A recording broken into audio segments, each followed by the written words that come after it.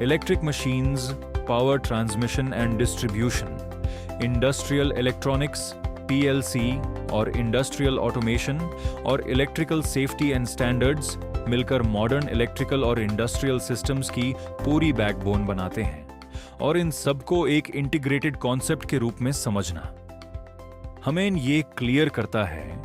कि electricity real life में कैसे जनरेट होती है, कैसे कंट्रोल होती है, कैसे ट्रांसमिट होती है, कैसे यूज होती है और कैसे प्रोटेक्ट की जाती है।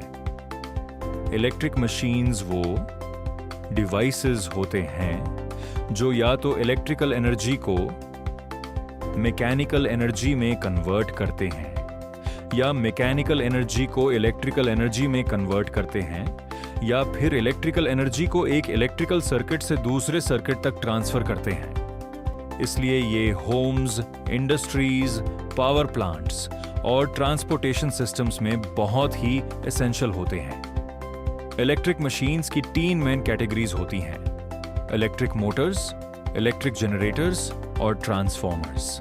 इलेक्ट्रिक मोटर्स इलेक्ट्रिकल एनर्जी को मैकेनिकल एनर्जी में कन्वर्ट करते हैं और ये इस प्रिंसिपल पर काम करते हैं कि जब कोई current carrying conductor magnetic field के अंदर रखा जाता है तो उस पर फोर्स लगता है जो रोटेशनल मोशन प्रोड्यूस करता है। और ये Motors, fans, pumps, mixers, compressors, conveyors, machine tools और लगभग हर इंडस्ट्रियल मशीन में यूज होते हैं। इलेक्ट्रिक जनरेटर्स इसका ऑपोजिट काम करते हैं, यानी मैकेनिकल एनर्जी को इलेक्ट्रिकल एनर्जी में कन्वर्ट करते हैं और ये इलेक्ट्रोमैग्नेटिक इंडक्शन के प्रिंसिपल पर काम करते हैं, जिसमें जब कंडक्टर मैग्नेटिक फ्लक्स को कट करता है तो इलेक्ट्रिक करंट प्रोड्यूस होता है। और जनरेटर्स को डीसी जनरेटर्स और एसी जनरेटर्स या ऑल्टरनेटर्स में क्लासिफाई किया जाता है, जो power plants, wind turbines, backup power systems और लैबोरेटरीज में कॉमनली यूज होते हैं। ट्रांसफॉर्मर्स इलेक्ट्रिकल एनर्जी को एक सर्किट से दूसरे सर्किट तक ट्रांसफर करते हैं बिना फ्रीक्वेंसी चेंज किए,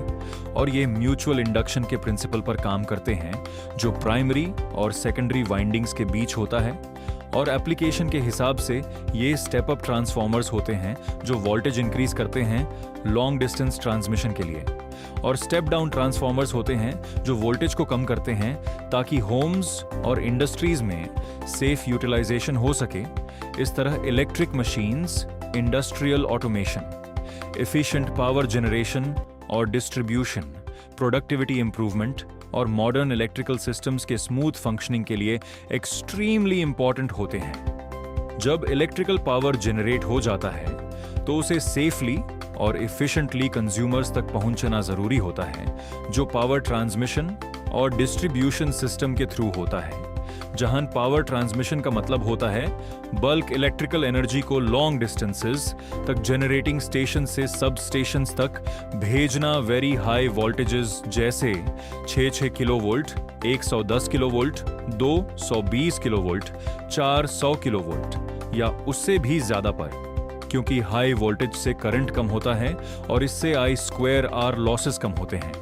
और इस सिस्टम में step up transformers, overhead transmission lines या underground cables, transmission towers, insulators, circuit breakers और हाई वोल्टेज सबस्टेशंस यूज होते हैं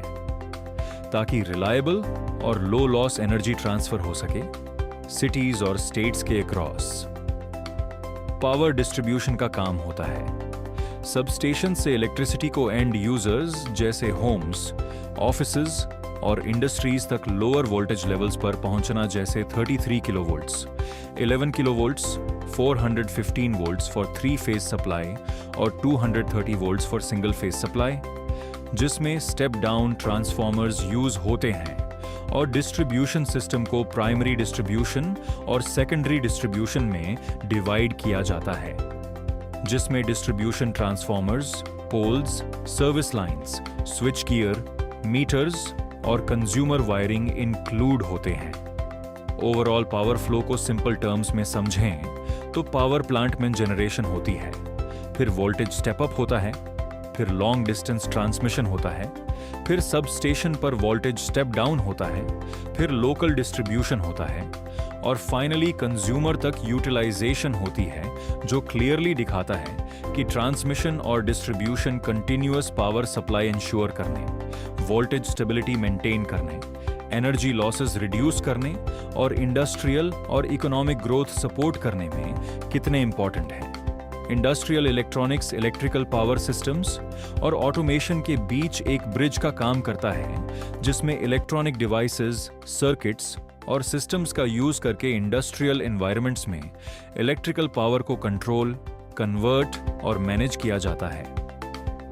हाई एफिशिएंसी, सेफ्टी और रिलायबिलिटी के साथ, और इसके की ऑब्जेक्टिव्स होते हैं मशीन्स और इंडस्ट्रियल प्रोसेसेस को कंट्रोल करना, इलेक्ट्रिकल पावर को एसी से डीसी या डीसी से एसी कन्वर्ट करना, वोल्टेज और करंट रेगुलेट करना, एनर्जी एफिशिएंसी इंप्रूव करना और ऑटोमेशन और स्मार्ट मैन्युफैक्चरिंग इनेबल करना। इंडस्ट्रियल इलेक्ट्रॉनिक्स के कोर कंपोनेंट्स में पावर इलेक्ट्रॉनिक डिवाइसेस जैसे डियोड्स, थायरिस्टर्स या एससीआरस, एमओएसएफईटीज और आईजीबीटीज इंक्लूड होते हैं, जो हाई पावर और हाई वोल्टेज हैंडल कर सकते हैं। पावर कन्वर्टर्स जैसे रेक्टिफायर्स, एसी से डीसी, इन्वर्टर्स, डीसी से एसी, चॉपर्स, डीसी से डीसी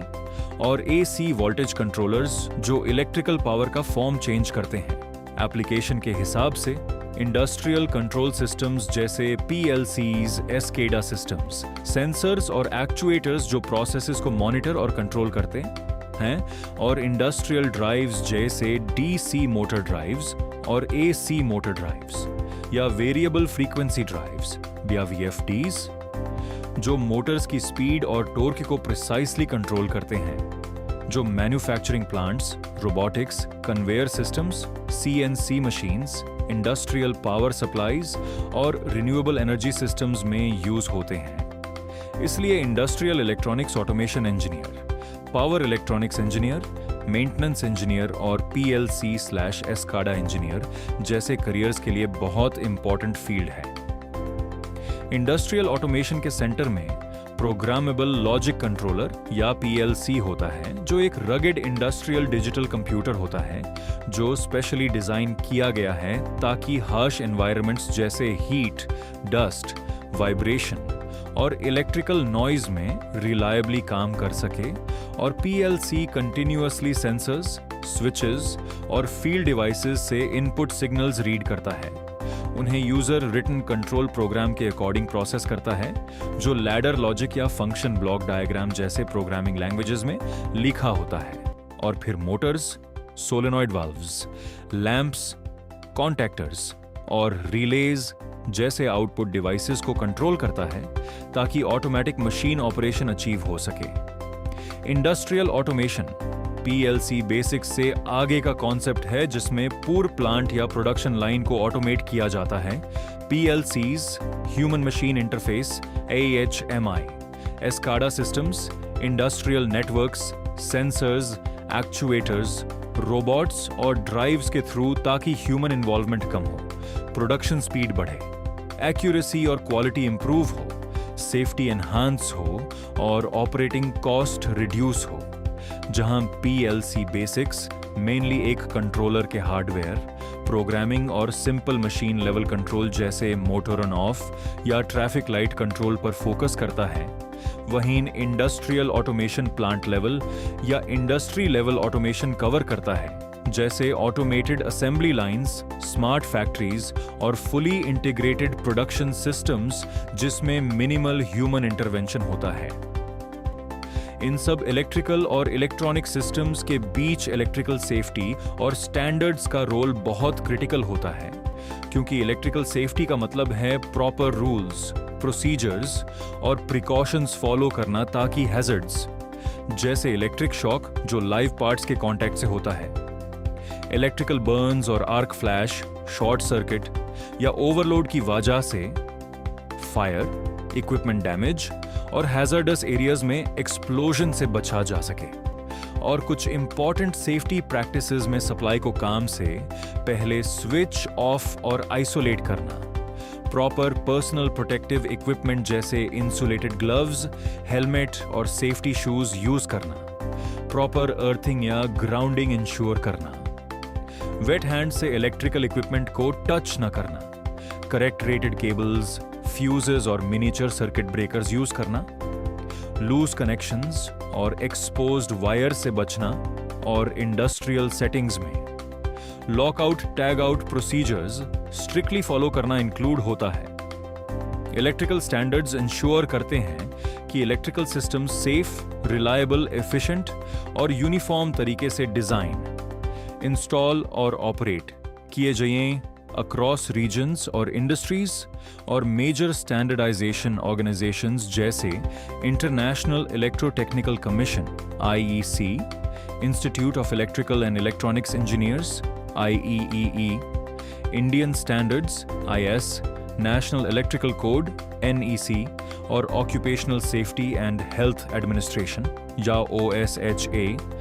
गाइडलाइंस और रेगुलेशंस डिफाइन करते हैं जो ह्यूमन लाइफ प्रोटेक्ट करते हैं, एक्सीडेंट्स और डाउन टाइम रिड्यूस करते हैं, सिस्टम रिलायबिलिटी इंप्रूव करते हैं, लीगल कंप्लायंस इंश्योर करते हैं और इलेक्ट्रिकल इक्विपमेंट की लाइफ स्पैन इंक्रीज करते हैं। और जब हम पूरे सिस्टम को एक साथ देखते हैं तो क्लियरली समझ आता है कि इलेक्ट्रिक मशीन्स पावर जनरेट और यूटिलाइज करते हैं, ट्रांसमिशन और डिस्ट्रीब्यूशन उस पावर को डिलीवर करते हैं, इंडस्ट्रियल इलेक्ट्रॉनिक्स और PLC बेस्ड ऑटोमेशन उस पावर को इंटेलिजेंटली कंट्रोल करते हैं और इलेक्ट्रिकल सेफ्टी और स्टैंडर्ड सब कुछ प्रोटेक्ट करते हैं। और ये सब मिलकर modern electrical engineering, industrial automation और टेक्नोलॉजिकल प्रोग्रेस की स्ट्रॉन्ग फाउंडेशन बनाते हैं।